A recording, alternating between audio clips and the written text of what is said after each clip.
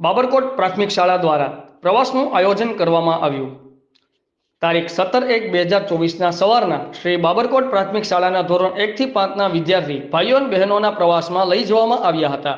બાબરકોટ શાળાના આચાર્ય અને શિક્ષકો દ્વારા આ પ્રવાસનું આયોજન કરવામાં આવ્યું હતું। પ્રવાસ સવારમાં બાબરકોટ પ્રાથમિક શાળાએથી તુલસીશ્યામ લઈ ગયા હતા। ત્યાં શ્યામ ભગવાનના દર્શન કરી ગરમ પાણીના કુંડ પણ જોવામાં આવ્યા હતા।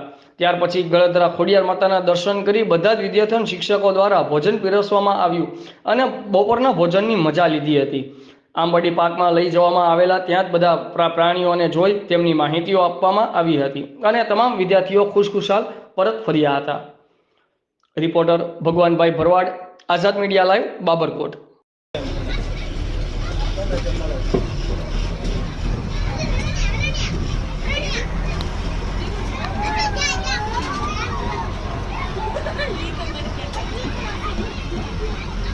ઊભી રાખવી છે? ના ના।